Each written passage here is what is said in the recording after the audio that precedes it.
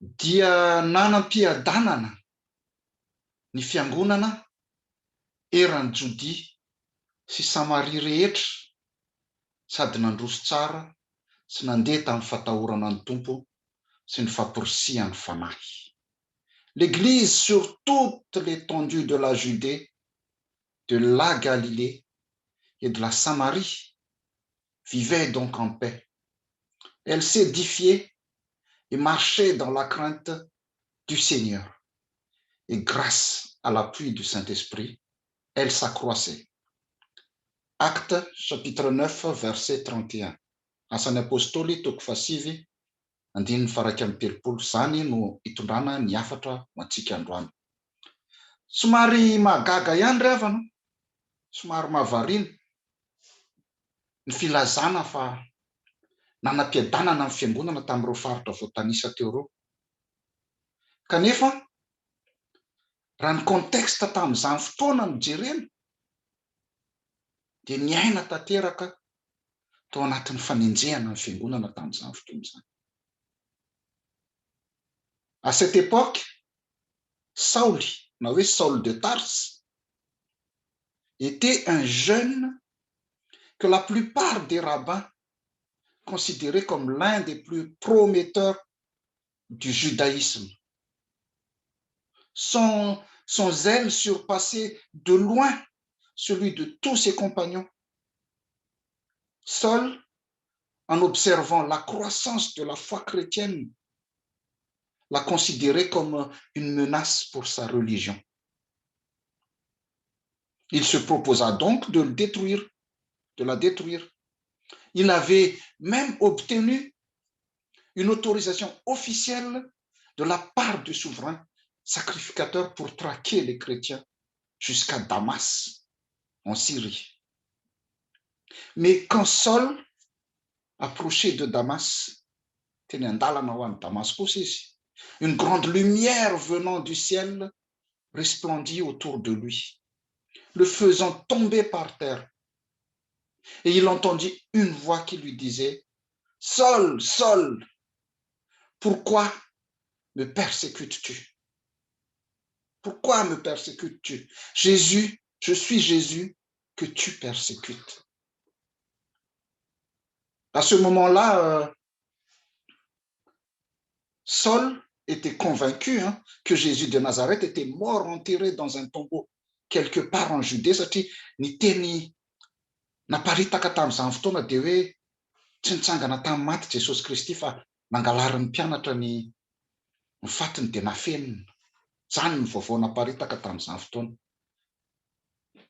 Saul pensait, il était convaincu que Jésus était mort enterré dans un tombeau quelque part en Judée. Mais là,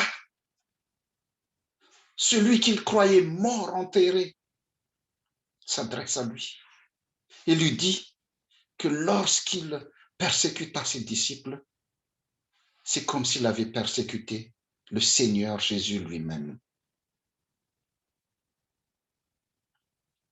Après sa conversion, après sa conversion, Saul tentait de se joindre aux disciples. Il voulait se rapprocher d'eux, mais ces derniers sont réticents. Ce qui est tout à fait normal, car la réputation de Saul le précédait et le suivait. La réaction des disciples est tout à fait compréhensible. On aurait peut-être même fait comme lui ou pire, comme ces disciples-là, si on était à leur place.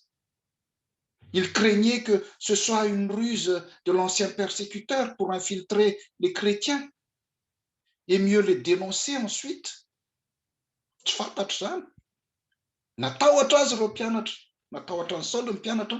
Rehefa tonga tany Jerusalema izy nanatona ny mpianatra. Nefa lazainy eto fa manam-piadanana ny fiangonana. Matoa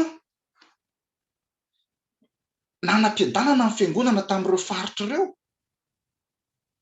dia nisy asa lehibe natao tao. Nisy asa anankiroa lehibe natao tao. Raha nanaraka tsara tsika teo. na raha mamaky tsara n'io vaky teny io itsika. Voalohany ny asan'i Jesosy Kristy nanam-piadanana ny fiangonana noho ny fiovapo ny Saoly rehefa niona tamin'ny tompo izy. Rehefa niona tamin'ny tompo izy dia niova fo. Ary taty aoriana ary izy dia i Saoly lasa Paoly, novaina mihitsy hoe Paoly ny anarany. Faharoa, ny asa lehibe faharoa dia ny asa fanelanelanana sy fampihavanana nataony Barnabasy dia tena zava-dehibe tokoa. Izy no mpanelanelana na hoe mpanaradian'i Jesosy. Izy no mpanaradian'i Jesosy natoky an'i Saoly voalohany ary nitondra azy niona tamin'ny apôstôly.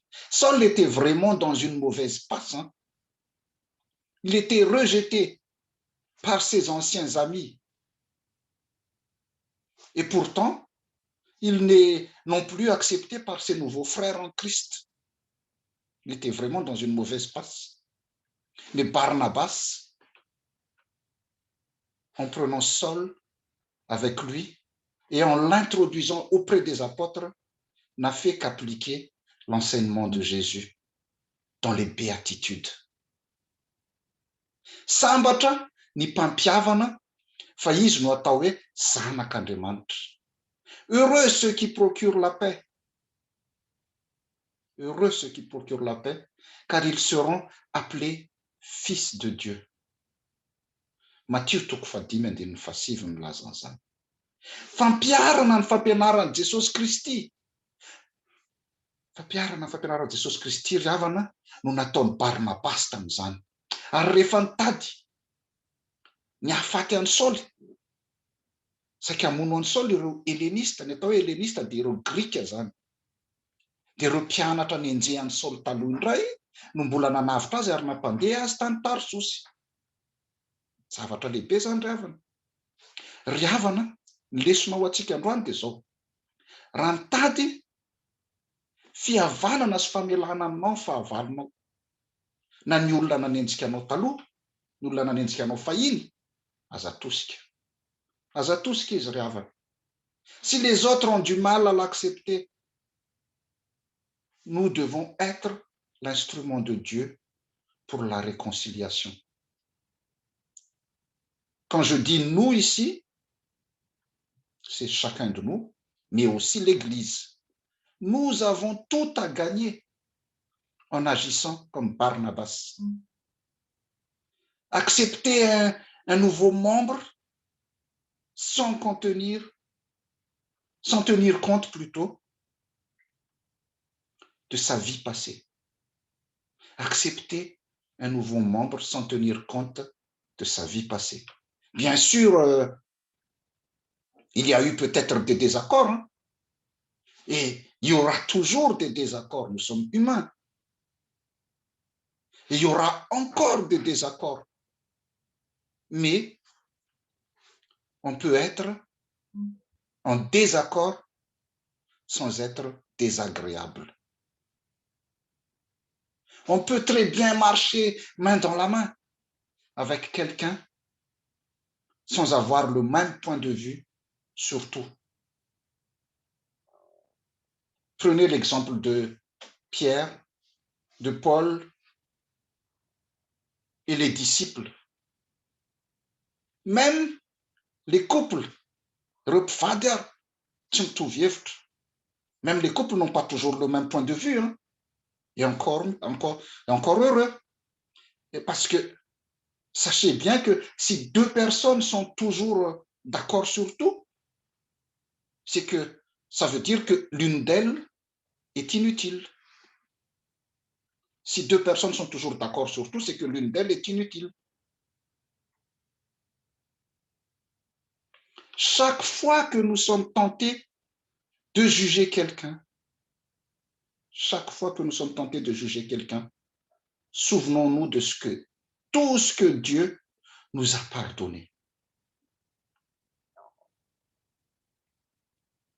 Plus nous reconnaîtrons la grâce de Dieu envers nous, plus nous serons nous-mêmes empreint de grâce envers les autres. Dieu est toujours rempli de douceur à notre égard. Et il veut que nous le soyons à notre tour envers les autres. Zay no andrasan'Andriamanitra amintsika ry havana. Soyons compréhensifs plutôt qu'exigeants. Soyons compréhensifs plutôt qu'exigeants. Bien sûr, hein, cela requiert beaucoup d'efforts, de sacrifices aussi, beaucoup de sacrifices aussi. Mais les résultats en valent la peine. Mila mianatra, mamela, mifamela, toy ny nataon'ny mpianatra tamin'ny Saoly sika. Fampianarana lehibe nge nataon'ny mpianatra tamin'ny Saoly. Mila mianatra mamela sy mifamela toy ny nataon'ny mpianatra tamin'ny Saoly sika. Mila mahay mampiavana toy ny Barnabasy isika. Ary indrindra mila mahay maneho fitiavana ihany koa. Araka ny vaky teny norenesika teo hoe aoka tsy ho tia amin'ny teny na amin'ny lela isika fa miasa amin'ny marina. Amin'ny teny frantsay izy mazava tsara kokoa hoe n'aimons pas en parole et de langue mais en acte et dans la vérité. 1 Jean 3, 18 nivakitsika teo zany. N'aimons pas en parole et de langue mais en acte et dans la vérité. Notre amour pour les autres, cet amour doit être effectif et réel. Il ne doit pas se limiter à des paroles vides. Jereo tsara ne meko ohatra anankiray ianareo ary zavatra marina zany. Jereo tsara ne ny manodidina antsika. Nahoana maninona matetika tsy misy zavatra vanina rehefa manao fivoriana ho fampihavanana isika. Na eo amin'ny fiangonana io, na eo amin'ny fiarahamonina io, ary indrindra ny amin'ny fianakaviana. Tsy misy mandeha amin'ny zelonina. Tsisy mandeha amin'ny zelonina rehefa hoe mba hanao fampihavanana anao indraindray raha moa sasany teny hoe ajanony ihany fa tsy mitondra vokatra zany. Tsy misy mandeha amin'ny zelonina satria tsy ao ilay fitiavana. Tsy ao ilay fitiavana dia ilay tokony fampihavanana lasa règlement de compte. Samy mifamoaka alahelo fotsiny eo dia vao maika migrave ilay zavatra tokony nalamina.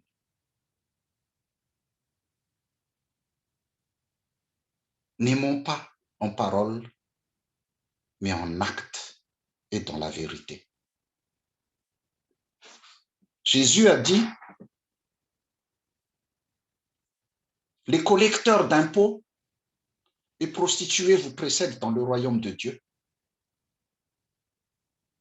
Indrozy izy ny mpamory hetra sy ny vehivavy jangy efa mialohanareo any amin'ny fanjakan'Andriamanitra.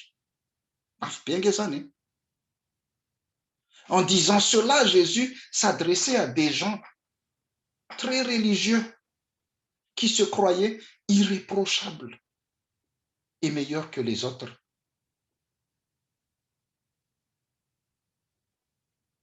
Quand Jésus nous a ordonné d'aimer les autres,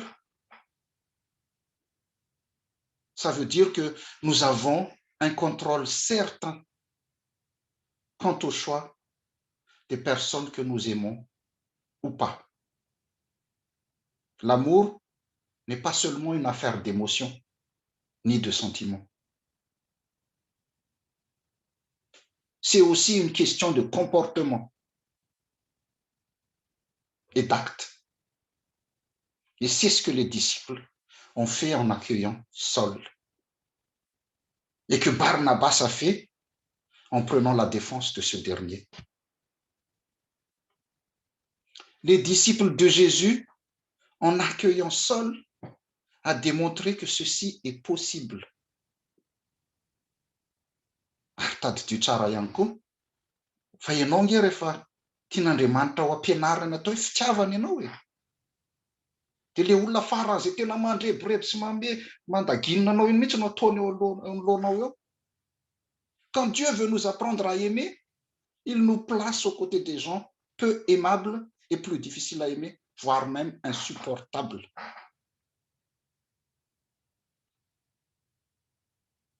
Mila mianatra amin'ity ianao ny dikan'izay.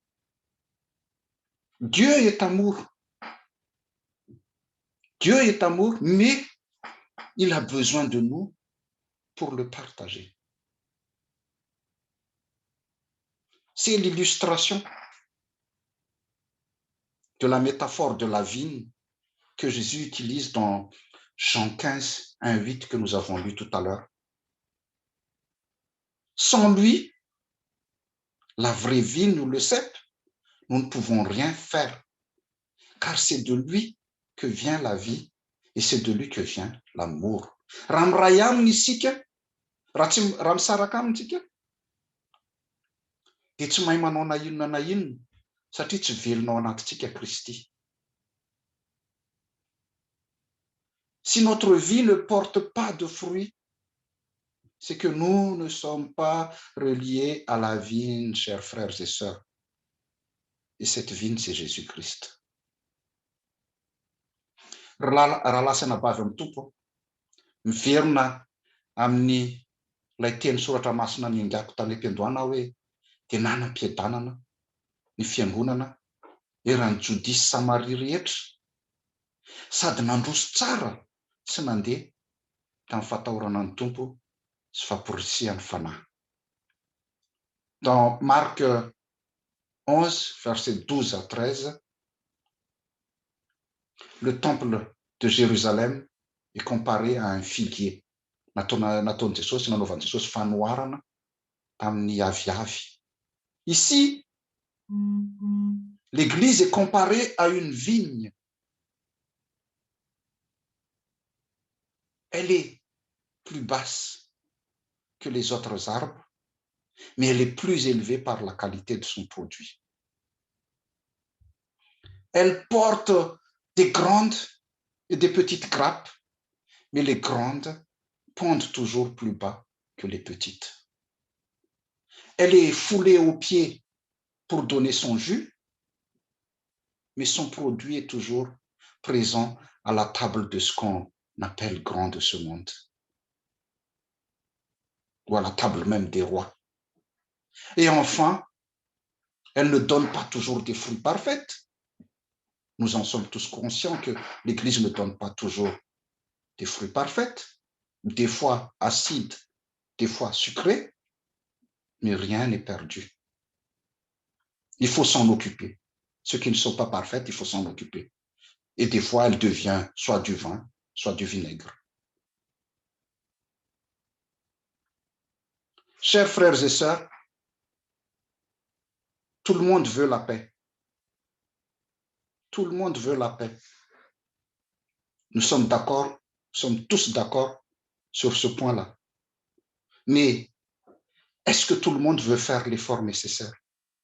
Là est la question. Et chacun connaît sa réponse. Quelques-uns vont dire jamais de la vie ou pas question. C'est trop dur. Il m'a fait trop mal. Mais on peut dire aussi pourquoi pas. Le résultat en vaut la peine. Les haines, les rancœurs, l'esprit de vengeance font partie intégrante de la nature de l'homme. Mais la paix de Dieu n'est pas liée aux circonstances. La paix de Dieu n'est pas liée aux circonstances.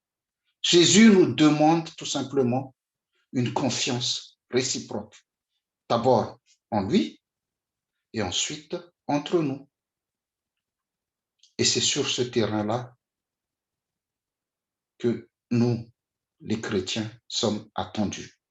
Que la grâce de notre Seigneur Jésus-Christ, l'amour de Dieu le Père et la communion du Saint-Esprit soient avec vous tous, mes frères et sœurs. Amen.